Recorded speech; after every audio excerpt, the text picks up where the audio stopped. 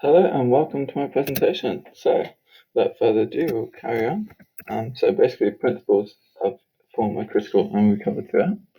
So the muscles involved, firstly, where it's considered the king of all exercises and full body movement because it uses maximum musculature. It's very visible here, being lots of muscular muscles being listed. Muscles involved in the body are listed and not restricted to. Basically, the prime movers the following. The prime movers are the glutes and hamstrings, which are involved in hip extension, while the quads are involved in the extension, the calves, and the straightening of ankle, and such. Okay, so much like a house built from the ground up, the same principle applies here. Setup is done by loading the bar and setting up the colors. Plates must be round, not hexagonal for safety of multiple repetitions. 10 to 15 degrees opening of the feet in literature allows maximum muscular and power generation, which is very individual and varies from athlete to athlete.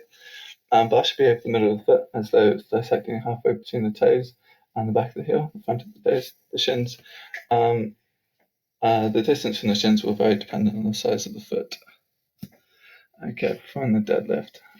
Legs should remain straight at the start of this. Grip width should be just outside the legs, but not so close to the ribs. Minimum flexion essential. Barbell should not move at any point during any of this here. Very important, the back is not rounded or hyperextended much. It has been likened the initiation of the lats to you won't move a car by running at it to start off, but you'd first make contact and then gradually progress from there. Good cues are trying to imagine a straight arm pull down and exposing an emblem on your chest, both aid in lifting up your chest. And bar should be beneath the scapula. This will help the neutral back and ideal biomechanics. Big toe, little toe, and the heel are the 3 points of contact. Basically, this exercise is a hinge, regardless of whether you consider it push or pull, and neck positioning is according to personal anatomy, biomechanics, and experience as well.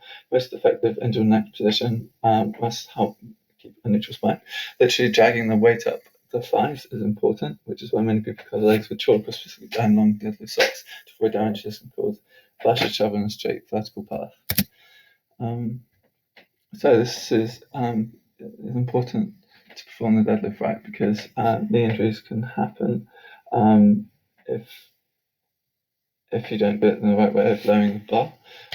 Sometimes it must be said that a neutral position in the spine will protect and prevent even injuries associated with arching or rounding. And here we have the deadlift as performed here. So, points to initial setup is pretty much ideal, although not visible. Good point to the elbow is locked out throughout. No hyperextension of the top downward face initiated by the hip, straight neutral back throughout. Bad points, the lockout wasn't in unison because shoulders and hips look at different points. Weights under best control. Let's get move on to the next one. Okay. Then measuring best to view multiple repetitions according to how the time is limited, as it is with this presentation. So, safety. Safety is key in deadlift because the danger of low back injuries with form is significant. This means that breath before starting and releasing. Breath before starting and release the breath when the bar touches the floor, then repeat.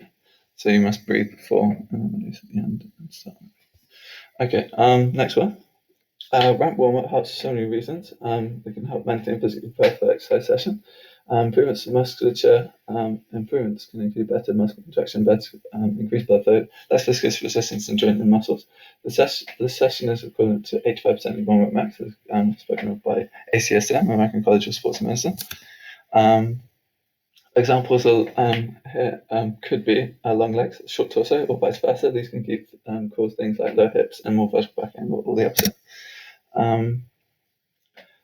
The mistakes, the list could go on, and the biggest and most dangerous mix is surrounding the back, aka spinal flexion, causes uneven pressure on the spine disc and likely lead to back injuries. The deadlift is not a squat. Important to remember the strength comes posterior, not the anterior chain, as though it would in the squats.